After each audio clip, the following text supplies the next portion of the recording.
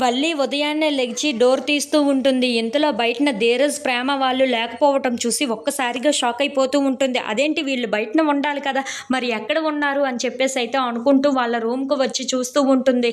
ఇంతలో అక్కడ ఉన్న ప్రేమని లేపి మరి ఏంటి మీరు ఈ లోపలికి ఎలా వచ్చారు అని చెప్పేసి అయితే అడుగుతూ ఉంటుంది. ఆ మాటలు వినగానే అక్కడ ఉన్న ప్రేమ అయితే ఒక్కసారిగా షాక్ అయిపోయి, ఏమో మాకు తెలీదు ఎలా వచ్చామో ఏంటో, అయినా పొద్దున్నే నీ గోల ఏంటక్కా అని చెప్పేసి అయితే అంటూ ఉంటుంది.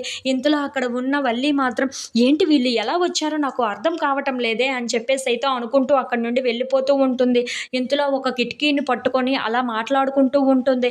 ఆ కిటికీ జారిపోవటంతో ఒక్కసారిగా షాక్ అయిపోయి అలా కిందనే అయితే పడిపోతూ ఉంటుంది. అమ్మా అని చెప్పేసి అయితే అనుకుంటూ చాలా గట్టిగా అరుస్తూ ఉంటుంది. ఏంటి వీళ్ళు వచ్చింది ఇలా వచ్చారా, ఈ కిటికీ రహస్య దారి నుండి ఇలా వచ్చారా, వీళ్ళని నేను ఊరికనే వదిలిపెట్టను, ఇప్పుడు వీళ్ళ సంగతి ఏంటో చెప్తాను చూడు అని చెప్పేసి అయితే అనుకుంటూ ఇంట్లో ఉన్న వాళ్ళందరినీ పిలుస్తూ ఉంటుంది.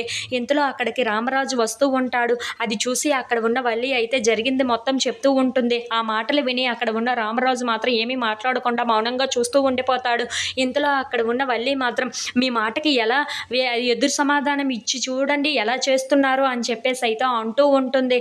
ఆ మాటలు వినగానే అక్కడ ఉన్న రామరాజు అయితే నేనంటే అలుసైపోయింది, నా మాట అన్నా అలుసైపోయింది, ఇక మీదట అన్ని బాధ్యతలు నీకే ఇస్తున్నానమ్మా, నువ్వు ఏం చేసినా వాళ్ళకి ఏ శిక్షలు విధించినా సరే నేను ఊరుకుంటాను అని చెప్పేసి అయితే అంటూ ఉంటాడు.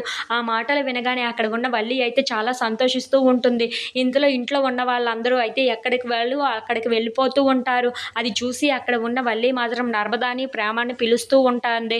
ఇంతలో అక్కడ ఉన్న వల్లి ప్రేమని చూసి నువ్వు ఇంత పెద్ద తప్పు చేసినందుకు నీకు ఏమిటో తెలుసా శిక్ష, నువ్వు ఆ స్టోర్ రూమ్ మొత్తం క్లీన్ చేయాలి, అది ఎంత నీట్గా కనిపించాలి అంటే అంత నీట్గా కనిపించాలి, ఆ స్టోర్ రూమ్ క్లీన్ చేసిన తర్వాత నాకు కనిపించు నువ్వు అని చెప్పేసి అయితే అంటూ ఉంటుంది. ఆ మాటలు వినగానే అక్కడ ఉన్న ప్రేమ అయితే ఏంటి నేను స్టోర్ రూమ్ మొత్తం క్లీన్ చేయాలా, పని మొత్తం నేనే చెయ్యాలా అని చెప్పేసి అయితే అంటూ ఉంటుంది. ఆ మాటలు వినగానే అక్కడ ఉన్న వల్లి మాత్రం మరి నువ్వు చేయకపోతే నేను చేస్తానే ఏంట, నువ్వు చేసిన దానికి ఇదే నీ పనిష్మెంట్ అని చెప్పేసి అయితే అంటూ ఉంటుంది.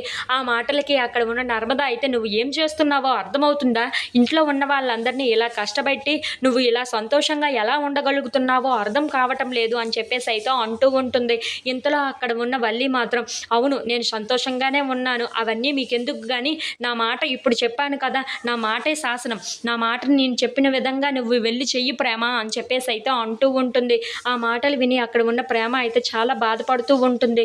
ఇంతలో అక్కడ ఉన్న నర్మద మాత్రం దీనికి ఎలాగైనా సరే అతి తొందరలోనే చాలా గట్టిగా బుద్ధి చెప్పాలి అని చెప్పేసి అయితే అనుకుంటూ అక్కడి నుండి వెళ్ళిపోతూ ఉంటుంది.